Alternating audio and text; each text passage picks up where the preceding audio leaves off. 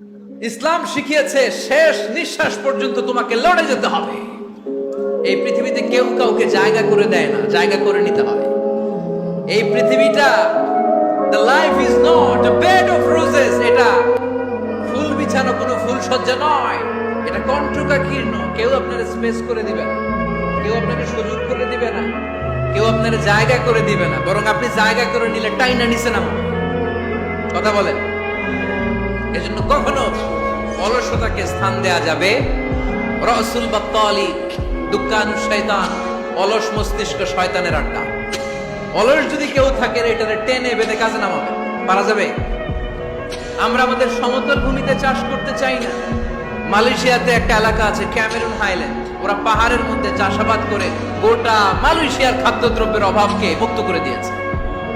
পাহাড়ের মধ্যে ওখানে ফুলের বাগান, ক্যামেরুন হাইল্যান্ড প্রায় 6000 ফিট উঁচু, প্রচন্ড ঠান্ডা। এই ঠান্ডা পাহাড়ে হিল ট্রাক্স এরিয়াতে মালয়েশিয়ার এই ক্যামেরুন হাইল্যান্ডে ওখানে আছে ফুলের বাগান, আছে ফলের বাগান, আছে চায়ের বাগান, ওখানে মধুর চাষ হয়, ওখানে শাকসবজি চাষ হয়, ওখানে অনেক কিছু চাষাবাদ হয়। ওই ফলমূল শাকসবজি দিয়ে গোটা মালয়েশিয়ার 14টা স্টেটে যত শাক সবজি ফলমূল লাগবে ওরা আঞ্জাম দেয়। আর আমরা আমাদের সমতল ভূমিতে চাষ করতে চাই না। আমরা চাষাবাদকে খুব লজ্জা মনে করি, এটা ভুল আইডিয়া। আমাদের যে এলাকা যেই জিনিসের জন্য বিখ্যাত ওইটাকে আমাদের ব্র্যান্ডিং করতে হবে। লক্ষ্মীপুর কিসের জন্য বিখ্যাত? নারিকেল সুপারি। নারিকেল সুপারিতে পৃথিবীর কত মানুষ, ইন্দোনেশিয়ান লোকেরা মুড়ির মতো খায় নারিকেল আর সুপারি। এইটারে আমাদের ব্র্যান্ডিং করতে হবে। যেই দেশে যেটা আছে, যে এলাকা যেই পণ্যের জন্য বিখ্যাত ওইটা আমাদের ব্র্যান্ডিং করতে হবে। আমাদের আদমজির জুট মিল বন্ধ না, ভাওয়ানি জুট মিল বন্ধ। আমাদের পাট শিল্পকে ধ্বংস করে দিয়ে ইন্ডিয়া এখন ওই কটনের পাঞ্জাবি বানায়, জুট কটনের পাঞ্জাবি। আছে না নাই? পুরা বাংলাদেশের মার্কেট এই জুট কটনের পাঞ্জাবি দিয়ে সয়লাভ।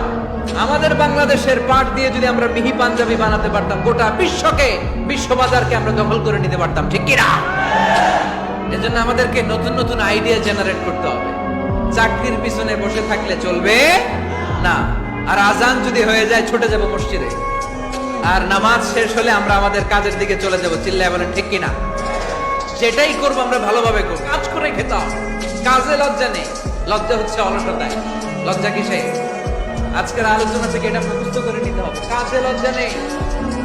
লক্ষ্মীপুরের ইয়াংস্টারেরা শ্রমে লজ্জা নেই, পরিশ্রমে লজ্জা নেই, লজ্জা অলসতায়। লজ্জা কিসে?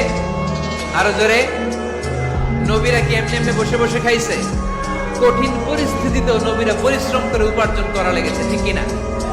সাইয়েদনা মারিয়াম আলাইহিস সালাম, যার নামে আল্লাহ তাআলা কোরআনে একটা সূরা দিলেন, উনি পৃথিবীতে এমন একজন মহিয়সী নারী, যেই নারীর গর্ভে, যেই নারীর পেটের ভেতরে স্বামীর স্পর্শ ছাড়া সন্তান দিয়েছে কে? সাইয়েদনা ঈসা আলাইহিস সালাম পেটে আসলেন। মারিয়াম আলাইহিস সালাম লজ্জা পেলেন। হায় হায়, কেমন করে এলাকাবাসীদের কাছে আমি আমার মুখ দেখাবো? বিয়ে করি নাই, স্বামী নাই, বিয়ে হয় নাই, স্বামী নাই, কিন্তু পেটে সন্তান চলে এসেছে। হায় হায়, এলাকায় কেমনে মুখ দেখাবো? লজ্জায় পড়ে মারিয়াম আলাইহিস সালাম এলাকা থেকে চলে গেলেন। কি অবাক করা কাণ্ড! বাচ্চা ভূমিষ্ঠ হওয়ার জন্য, বড় হওয়ার জন্য 6 মাস 7 মাস লাগে নাই। পেটে বাচ্চা আসার সাথে সাথে বাচ্চাটারে বড় করে দিয়েছে কে? সাইয়েদাতুনা মারিয়াম আলাইহিস সালাম এবার বসে বললেন, বুঝতে আরম্ভ করলেন প্রেগন্যান্সির পেইন উঠেছে। হঠাৎ করে পেট থেকে বাচ্চা ভূমিষ্ঠ হয়ে যাওয়ার পরে উনি কাঁপতে আরম্ভ করলেন। ক্ষুধার চোটে খাবার কিছু নাই, সামনে ঝর্ণা, উপরে একটা খেজুর গাছ। সাইয়েদনা ঈসা আলাইহিস সালামকে কোলে নিয়ে মারিয়াম আলাইহিস সালাম মনে মনে ভাবে, হায় রে, কেউ যদি একটু খেজুর পেড়ে দিত, এই ক্ষুধার মুহূর্তে আমি খেজুরকে পেটের ক্ষুধা নিবারণ করতাম। রব্বুল আলামিন মারিয়ামকে উদ্দেশ্য করে আয়াত নাযিল করে দিলেন, ওয়া হুজ্জি ইলাইকি বিজিযইন নাখলাতি সাকিত আলাইকি রুতাবান জানিয়া।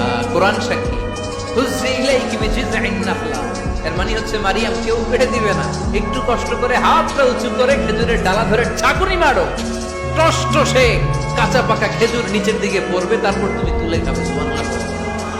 আল্লাহ চাইলে অটোমেটিক্যালি কারামাত হিসেবে খেজুরগুলো নিচে ফেলতে পারতেন না? কথা কোন? খেজুরগুলো অটোমেটিক্যালি নিচের দিকে পড়ছে? পড়ে নাই।